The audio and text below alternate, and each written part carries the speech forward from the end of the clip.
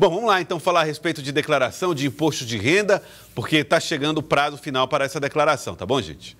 Você tem que apresentar os dados até o dia 31 de maio, até amanhã. Mas aí a pergunta, você está dentro do perfil daqueles que precisam entregar a declaração? É o que nós vamos saber agora com o André Santos, delegado da Receita Federal em Teresina, a respeito desse prazo para a declaração. Doutor André, boa tarde, seja bem-vindo aqui ao Jornal do Piauí mais uma vez. Boa tarde, Elcio. Eu que agradeço a oportunidade de estar divulgando aqui esses dois últimos prazos finais nos últimos dias de prazo final para a entrega da declaração do imposto de renda. Muito bem, vamos começar com aquilo que é básico. As pessoas que vão fazer a declaração, que são obrigadas a fazer, qual é o rendimento que elas precisam ter?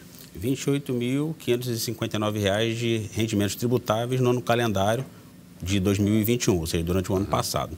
Essa é uma das obrigações, né? Tem outras situações também que ensejam a obrigatoriedade de entrega, como rendimentos tributáveis isentos e tributáveis exclusivamente na fonte, no valor de acima de R$ 40 mil. Também o fato do contribuinte ter feito alguma operação em bolsa de valores, mercados e futuros, e esses mercados assemelhados também obriga a entrega da declaração do imposto de renda. Independente do valor? Independentemente do valor. Qualquer operação já obriga. Também obriga a posse de bens e direitos acima de R$ 300 mil, mesmo que no ano calendário o contribuinte não tenha auferido nenhuma forma de rendimento, mas pelo simples fato de deter bens e direitos acima desses valores, também estão obrigados à entrega da declaração. Tá, o senhor usou um termo, rendimentos tributáveis. O que se enquadra em rendimento tributável? O salário, por exemplo? O salário é um rendimento tributável, exatamente. Então, todo aquele rendimento que você recebe e que está sujeito à incidência do imposto de renda. Então, a alienação de um bem, por exemplo, você vende um bem de um determinado valor e aufere alguma forma de renda com isso, tem lucro com essa alienação desse bem, também gera um rendimento tributável dependendo do valor do bem. Então, são algumas situações, mas basicamente aquela do trabalho assalariado, né? O que a gente recebe de salário, o rendimento que a empresa paga, ou que um órgão público paga para o seu servidor, aquele rendimento é considerado um rendimento tributável. As pessoas às vezes colocam dinheiro lá na poupança e esquecem na caderneta de poupança. Aqueles rendimentos da poupança também têm que ser declarados? Tem que ser declarado, mas a poupança, por exemplo, é um rendimento também que ele é isento. Ele não tributa. Ele não tributa, exatamente. Qual outro que não tributa, assim, que o senhor poderia se recordar? Essa alienação que eu falei, por exemplo, se você vender um bem de pequeno valor, um bem considerado de pequeno valor, e você tem algum lucro, né, com essa venda desse bem, não é considerado uma renda tributável. Tá? Pessoas que são MEI, pequeno microempreendedor individual, são obrigadas a declarar? Sim, mas aí o MEI ele tem a declaração é uma outra forma de declaração. Tá. O MEI que para da pessoa jurídica, então ele faz a declaração do MEI que tem outros prazos e não se entra confunde com pessoa física. Desse agora que é pessoa física, né? Isso. Imposto de renda, pessoa física é o foco. Exato. Então, qualquer pessoa que faça parte eu não tenho um emprego, eu sou autônomo, essas pessoas têm uma declaração separada, se elas tiverem o CNPJ. Sim, exatamente. Se elas forem declararem como MEI, elas têm a declaração do MEI. Não precisam contabilizar esses R$ 28.500 de rendimento anual? Não precisa. Só se ele fizer o trabalho autônomo, mas não faz a declaração como pessoa jurídica. Se ele traz esses rendimentos para a pessoa física dele, aí ele tem que fazer a declaração de pessoa física normalmente. Pessoas, então, que tiram nota fiscal avulsa para prestação de serviço. Exato. Essas têm que fazer a declaração. Exato. Se chegar no 28.500... Sim, exato. Só se ultrapassar esse valor. Esses rendimentos são considerados tributáveis. Muito bem. Bom, vamos então às informações básicas, ainda dentro desse campo das informações básicas. Muitas pessoas estão fazendo lá a declaração e aí vão preenchendo o formulário com o nome, a profissão, que são aquelas primeiras questões lá da declaração do imposto de renda. Ele olha lá, só tem 58% preenchido. Ele pode enviar a declaração mesmo assim, cheia de falhas até o prazo final? Joelson, não só pode, como deve. A recomendação da Receita é justamente que, para que não incorra na multa, né, por atraso na entrega da declaração, se o contribuinte, por um acaso, ele não dispõe de todas as informações necessárias naquele momento que ele está preenchendo, porque às vezes é um fator que não depende dele, né? Ele depende de alguma informação, que é um terceiro que precisa prestar, ou até mesmo ele perdeu essa informação, não consegue encontrar naquele momento, o prazo já está se exaurindo, a gente pede que ele faça a entrega da declaração com as informações que ele dispõe naquele momento, e aí depois, no momento posterior, ele tem até 5 anos para retificar essa declaração que ele já entregou. E com isso ele deixa de ser autuado com uma multa por atraso na entrega, que vai de R$ 165,70 até 20% do imposto devido, se for o caso de haver imposto a pagar. Então, se livra da multa ao enviar a declaração. Inacabada a declaração. Sim, sim. Outra coisa, muita gente, o camarada comprou um imóvel, um terreno, comprou lá no final do ano, não fez a transferência, não terminou o processo de transferência, não passou para o nome dele ainda. Ele tem que fazer a declaração?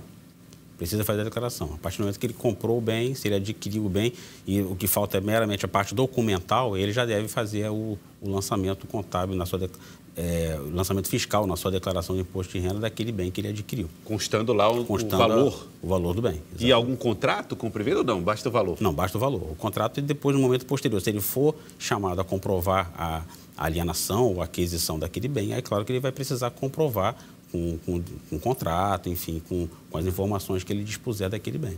Eu sempre tive uma curiosidade. Nesse universo digital, onde todas as informações são confrontadas, existem analistas que estão ali se debruçando e confrontando esses dados? Como é que isso funciona, o processamento lá dentro da Receita? O processamento da declaração hoje, ele é bastante automatizado, né? Uhum. Por isso que tem a malha fiscal, que já faz esse batimento, uma série de verificações de pagamentos e recebimentos. Então, ele confronta essas informações, o que você declara em relação a uma despesa médica, juntamente com o que o próprio médico, o prestador do serviço, que ele declarou, informou na declaração dele. Então, essas informações são todas confrontadas e, havendo alguma discrepância, alguma diferença nessas informações, o contribuinte ele pode ser chamado a esclarecimentos. Pode ser que ele não pague nada de multa, mas... Sim. Muitas vezes é apenas um mero esclarecimento em relação àquele que foi informado. Perguntas dos telespectadores. Vamos lá, na tela, para a gente tirar as dúvidas aqui sobre a Receita Federal. Rondinelli, fui sorteado com um carro. Como devo declarar? Ele declara o sorteio. Ele declara o sorteio daquele carro. A partir do momento que ele foi agraciado, né, com o sorteio, ele passa a ser o proprietário, ele precisa lançar aquele bem como bem dele, né? Como um patrimônio do contribuinte. Mas aí o valor que se coloca não é geralmente o valor que eu paguei pelo veículo? Se eu paguei nada...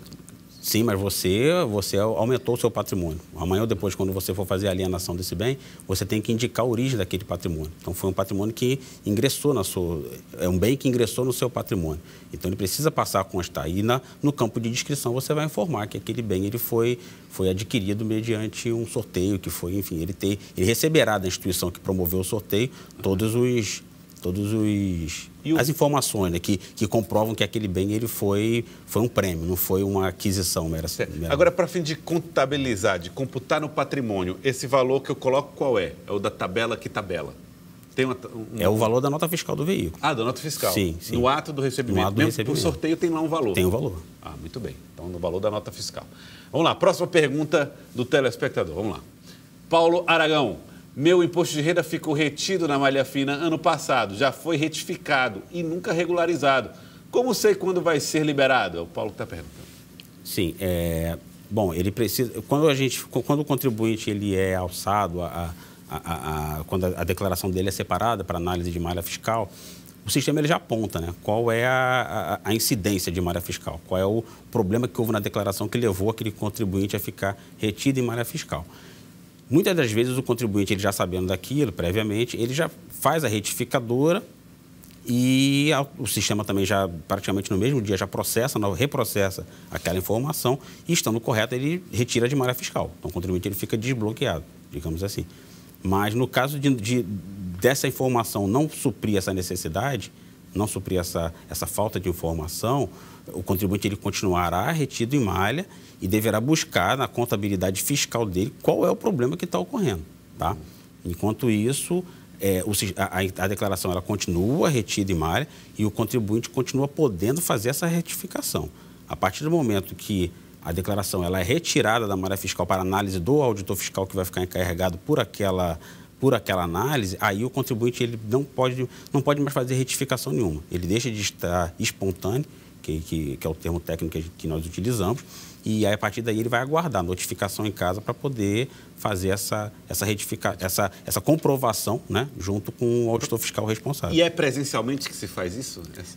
Pode ser presencial ou não. Muitas das vezes, hoje nós temos muitos procedimentos que já são feitos pelo próprio ECAC, então ele pode ser intimado, pode ser informado a fazer aquele acerto e ele faz no próprio sistema e o auditor fiscal à distância pode verificar, havendo necessidade, ele convoca para uma comprovação presencial, dependendo da documentação. Às vezes são documentos que não podem ser...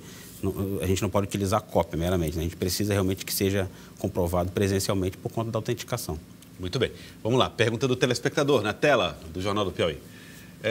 Adelson Maciel. Compro muitos celulares e produtos em lojas físicas e online para outras pessoas. Eu tenho que declarar? Olha essa situação do Adelson. Ele faz a movimentação em nome de outros, né? Sim, pelo que eu entendi ali, ele trabalha com venda de celulares, deve ser isso. Enfim, se for isso que eu entendi, ele precisa sim. Ele exerce uma atividade comercial, né? De venda de celulares, ainda que celulares usados que seja, né? Uhum. Mas ele ofere algum rendimento com isso. Então, esse rendimento ele precisa levar a contabilidade fiscal dele, se for o caso, pagar o imposto devido através do carnê-leão. Enfim, existem as formas de recolhimento mensal desse dinheiro que ele ganha com essa venda de celulares. Você fala assim, de receita, né, que ele consegue. De receita, exatamente. Receita se esse é o caso, que ele fica vendendo celulares, ele tem o rendimento dele, né, tem o lucro dele, e esse lucro ele é tributável. Então, o que ele tem que declarar é a receita, a diferença entre custo e lucro, e o que vendeu, né? Sim. Ele vai oferir o lucro dele, em cima do lucro ele será tributado, certo. E esse valor precisa ser levado para a declaração. Muito bem, tem mais pergunta, telespectador, mandando mensagem para nós. Vamos lá, 999-10-0066. Boa tarde, declarava imposto de renda como taxista, porém não sou mais. Preciso continuar declarando imposto de renda mesmo assim? É o Newton. Então, se ele deixou de trabalhar como taxista, né, então se ele tiver aposentado, por exemplo, enfim, aí vai depender dessa questão do valor que ele recebe ao ano, né, a título de rendimento tributável. Mas se ele deixou de trabalhar e não tem mais nenhum tipo de rendimento, né, então ele não alcançando os 28.559 tributáveis, ele não é obrigado a prestar a declaração. Tá aí, fica desobrigado da declaração se não tiver outra renda. Vamos lá.